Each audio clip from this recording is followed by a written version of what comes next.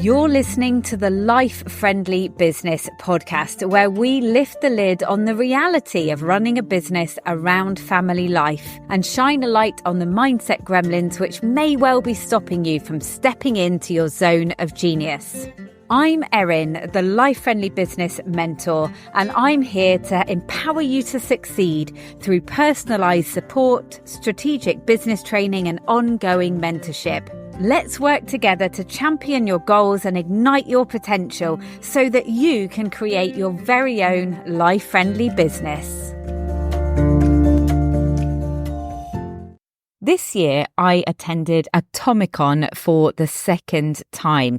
This is a sales and marketing conference organised by Andrew and Pete, and they hold it up in Newcastle. I had such a good time last year that it was an absolute no-brainer to attend again, because for me, I've really made this commitment to lifelong learning as a business owner, because we always need to be aware of what we don't know. And so by attending events like this, it gives us an opportunity to up-level our skills and also feel inspired by what other people are doing in the industry. I think it's really easy for us to get stuck in this story of what's possible for us. And it's only really when you step outside of your own echo chamber that you realise that, there is so much more that's possible. Especially at the moment when, obviously there is a cost of living crisis and, a lot of businesses are struggling, a lot of people are struggling, and it's easy to think like there's not enough money to go around and that people aren't buying. But they are. They are buying the things that solve the problem that they have. And so attending a conference with talks like this makes you think about how you're positioning your own offer and whether you are being clear enough about how it can help someone. Because there are still people there who are ready to invest in something that is going to help them get to where they want faster, smarter, smoother, or whatever it is. So today I wanted to share some of my takeaways. Now, obviously, these are my interpretations of what was said in the talks, and also I'm going on my very scribbled notes. So if there's anything in here that you think sounds interesting, do go and Google the speaker and find out more about what they're talking about. The keynote speaker was Davina McCall. We all love Davina. I've heard her story on The Diary of a CEO with Stephen Bartlett before about her overcoming addictions and things like that. And she is really, really inspiring. And I have to say, I wasn't sure what she would be talking about because this is a business conference. But of course, she does have several businesses in terms of like her fitness and now with the menopause as well. But what really stood out to so many of us was the fact that she talked about the days when she was trying to get on MTV. She'd set her sights on being a presenter at MTV, and she basically kept pitching to them every month for 3 years before she got a yes. And she had a brilliant quote saying that no is a yes that hasn't happened yet. And then she caveated that by saying, unless it's in the bedroom, which made everyone laugh. And she said, then it's definitely a no. But that's such a great quote. No is a yes that hasn't happened yet. Because I know for me, and, so many of my friends as well, you get one no and it immediately stops you in your tracks and you think, oh my goodness, and then you hide back in your shell. But what she's saying is you just need to keep going. And with her persistence paid off. And it took 3 years. So that was such a fantastic way to start the day, really, for us to be questioning how resilient we are in terms of putting ourselves out there. Next up was Jen Gottlieb. I think that's pronounced right. She was fantastic. And she was talking about whose voice we're actually listening to when we're taking action or when we're not taking action. Are we listening to our own inner critic? Are we listening to what we think other people are thinking about us? And she told this great story about going to see Jerry Seinfeld in a really intimate, exclusive gig. And she went along and she realised that what he was actually doing, he was reading off cue cards and he was actually practicing to this small group. He was practicing his new show. And she said it really opened up her mind to this realisation that, you know, we always feel like we have to have everything completely polished, but we need to allow ourselves to be a beginner. And if you allow yourself to be a beginner and give yourself that space to practice, that can help you ditch all the feelings of imposter syndrome and, you know, I don't want to pitch myself as an expert, because all you're simply thinking is like, I'm learning how to do this and I'm learning how to improve. So I really love that. Allow yourself to be a beginner. Create spaces where you can be a beginner. And also I took a screenshot because she had this brilliant big slide that said, visibility is your responsibility. And just drilling home yet again the message that it's up to us to get our message out there and to get our business out there. And we need to be prioritizing visibility. Now, I run a visibility program and this is totally my bag.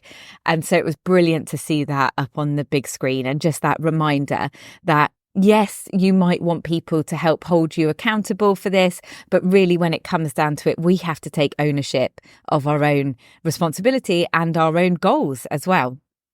So at this point, we left the main room where there was well over 1,000. I'm not sure of the number of people there, but there was well over 1,000. And then we went into different breakout rooms. So there were 4 talks happening at the same time. And I chose to go to Jasmine Kemp's talk about meta ads. So over the years, I've actually had 2 consultants doing ads for me quite a while ago now. And then I've kind of fiddled around with ads myself, but I'm not really an analytical person. I've never really got the most out of it. And her talk was really great because it was very clear and simple.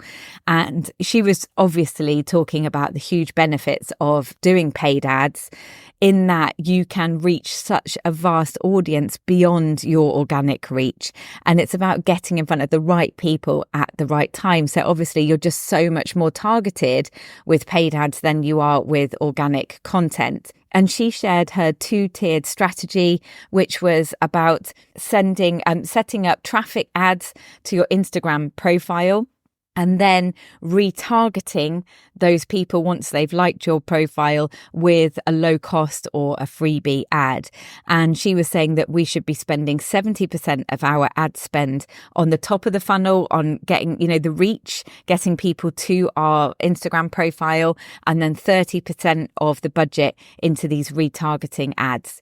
So I really liked that. And I thought, yes, that feels totally doable. And I went up to her at the end and I said, how much, you know, what's the minimum that you can be spending on ads? And she said $10 a day.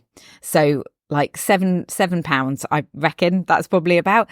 And just to say, another talk that I went to for something else, which I might mention later, they were saying that you need to keep ads running for at least a month to really assess how they're working, which was really interesting to me because I'm very much, I'll put, you know, £10 a day and then the end of the week comes and I think it hasn't really done anything and I spent 70 quid and so I'll quickly turn the ad off. So definitely changing that mindset around when I do experiment with ads, that I need to keep them going to really see the results. So that was a really good talk. Next up, I went to see Mike Morrison from the Membership Guys. I absolutely recommend the Membership Academy to anyone who is running a membership. Over the years, I've been running my membership for 6 or 7 years, and I've been a member a couple of times for various periods with the Membership Academy.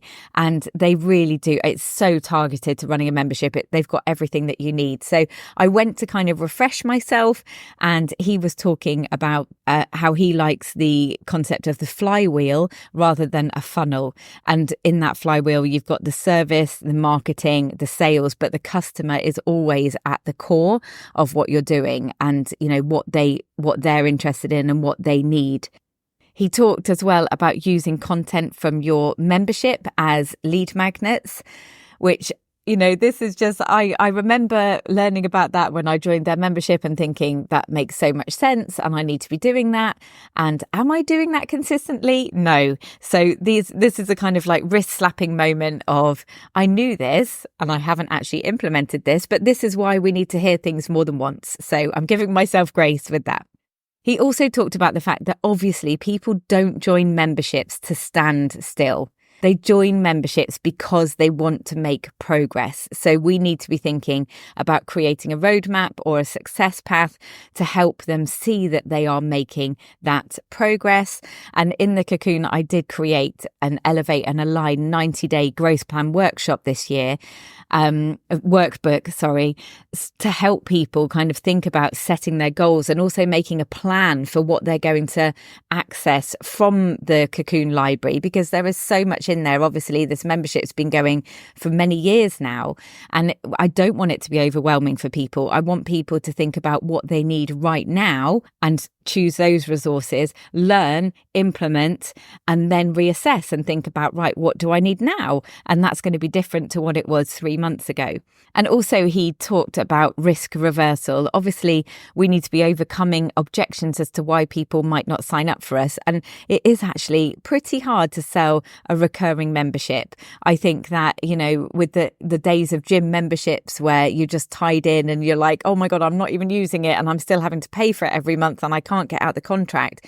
That is still very much in people's heads. So as membership owners, we need to be thinking about how we can make it as risk-free as possible. So offering a money-back guarantee, doing free trials, maybe having a free level of the membership so that they can come in and try a few resources. So this was all really great reminders for me of stuff that I had learnt from the Membership Academy before, but I've obviously gone off track because I've been focusing on other things. I then went to hear Suzy Ashworth speak, and I've heard a lot about Suzy from many of my clients. I've kind of seen her. I've never really watched her stuff. I've never really engaged with her. And she was talking about high ticket offers. And actually, I really enjoyed what she was saying. She really made us question the stories that we might be telling ourselves about not having people that would buy a high ticket in our audience. And apparently the stat is that 2% of people do want a premium option.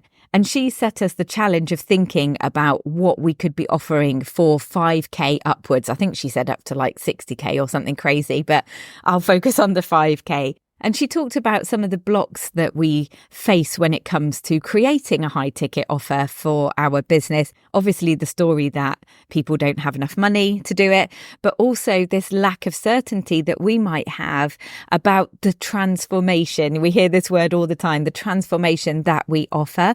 But she was framing it in the fact that like what we're providing is an outcome and that is a result of a system or an experience.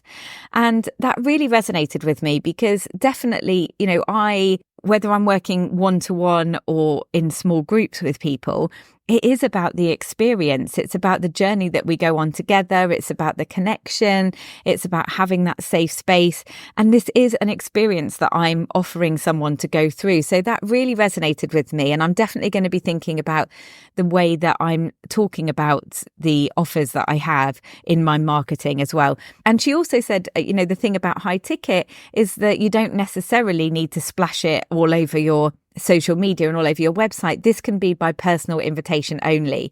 So when you know that you've got some people who you've worked really closely with, or they keep coming back and they're a recurring customer, you can decide, you can send out invitations and ask whether they're interested in learning about this opportunity to work more closely with you. So it was really insightful and I really enjoyed Suzy's talk.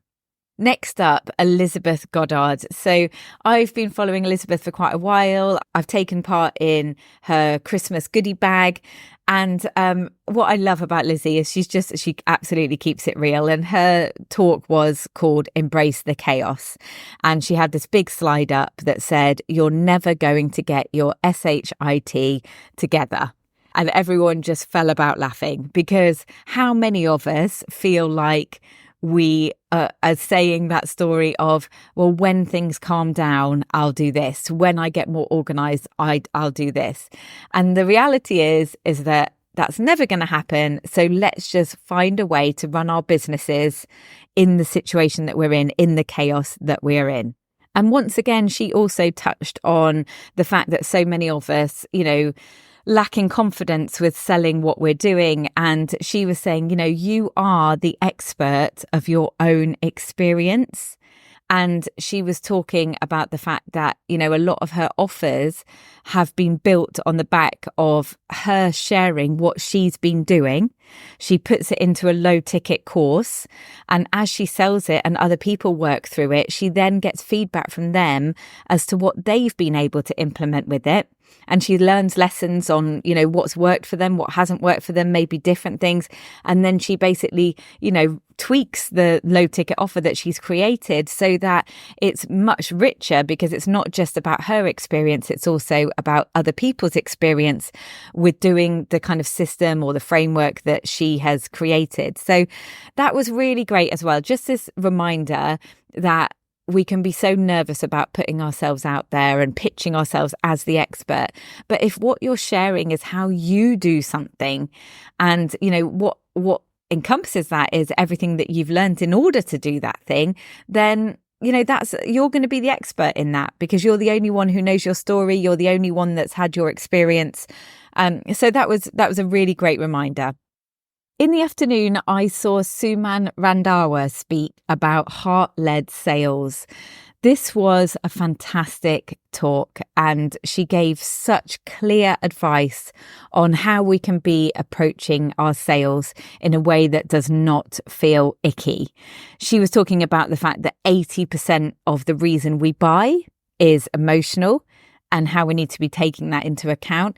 She also talked about not masking a discovery call as a coffee and chat. She said, if you are doing this call to identify their problem and offer what you do as a solution, if it is the right fit, that we should not be calling that a coffee and chat, because it does the disservice and it makes us feel uncomfortable then about selling. And, the client, the potential client might feel uncomfortable because they weren't expecting to be sold to. So that was really interesting. I do offer both a discovery call and a coffee and chat, and I've been using them in different ways, but that's really made me think. And she was like, really, we should be calling them what they are, a discovery call or a clarity call or anything like that. So that was a really good thought. She also said that we really should be qualifying our leads, and not everyone should get a call with you. And, this is so important, isn't it? Because our time is so precious. And even if it's a 20-minute call or a half an hour call, that's taking you away from other things that you need to do in your business. So thinking about how you can qualify them, whether they need to fill out a form first before you send them the link to the call, or whether you're just very clear on that page who the calls are for. She also talked about objections, and I love this quote: objections are simply opportunities to continue the conversation. And this goes back to Jen's talk as well, and Davina, the whole idea about rejection that we face. Objections are simply opportunities to continue the conversation. That is such a game changer, isn't it? Because so often, someone says no, or they're not really interested on the call, and, we just absolutely retreat and feel embarrassed about the fact that we even considered that they might want to buy from us. But if you see that as an opportunity to ask them more questions, that's really empowering, I think. And she also gave this amazing roadmap of how to conduct a sales call. And I'll just kind of briefly touch on what she talked about. She said, first of all, you want to set the scene and let people know how the call is going to work, and that, you're going to ask them some questions. And then at the end, you're going to let them know if you have a solution that might help them. You want to identify their big goal, look at where they are now and what's standing in the way of them getting to where they want to, why they think this is a problem, like what's the urgency with them solving this, how you can help, and then asking them at the end as well, how urgent is this problem? What will happen if they don't solve this problem? So it was really useful. And it was one of those great talks where I've come away with proper actionable notes of what I can do going forward. And last up, back in the main room as a keynote, we had Lisa Bilyeu talking about confidence. Well, she talked about loads of different things, but some of the kind of takeaways were about the quote that I loved was, confidence is a byproduct of taking action. So stop waiting to feel confident to take action and instead start taking action, and you will then feel more confident. And that is so true when it comes to the visibility clients that I work with as well. Like, we have to just start doing it. And the more you do it, the more you will push yourself into your stretch zone. And then that will feel more comfortable. So I love that. Confidence is a byproduct of taking action. She also talked about stop seeking validation from external sources. And, and that's one thing that I learned from Tony Robbins, the whole thing about feeling that validation from within. She also says that imposter syndrome is not fatal, which is brilliant. Like, we are not going to die from feeling imposter syndrome. Let's just push through it and still put ourselves out there. And she also touched on the whole idea of being a learner, being a beginner, which is what Jen had talked about in the first keynote. And lastly, this is really powerful. No one is coming to save you. You're the hero of your own life. And it's just brilliant. It's just a reminder once again that we are responsible for our own success, and we are responsible for designing a life that we want to lead, for doing something that we love, all those things, for taking control. If we're feeling stressed and overwhelmed, we are responsible for it. So be your own hero. So there's a lot in there. Wow, this episode is already longer than I planned it to be. But, the great thing about going to a conference like this is also the people, like being in a room with like-minded people. And I'm so lucky that I managed to meet up with my Cocoon members and some other clients as well. And we had a couple of dinners together, which was so nice. And it's having that time away from your normal day to day. And everything I've learned over Atomicon, I will be able to put into my strategy going forward. And, not only is that going to benefit my business, but also everything I've learned is going to benefit the people that I work with as well. So this amazing, lovely ripple effect of going to that kind of thing and investing in your own learning and your own personal development. So I've already booked my ticket for 2025. And if you'd like to join us and come along, and you can come and have dinner as well, we'll get together. I'll put the link in the show notes. And if you do book, let me know. What I do is create a little messenger chat for everyone that's going that I know. And then we can just kind of meet up if we want to, just kind of keep track of each other, because it's very busy. It's, there's like over 1,000 people there, and it can be daunting. I know for people that were kind of going on their own and maybe introverted as well. So that's the great thing about kind of having this little circle of people that you do know. So we can meet up at lunchtime and have a little decompress and meet up in the evenings if you don't want to go to there's so many events organised around Atomicon as well.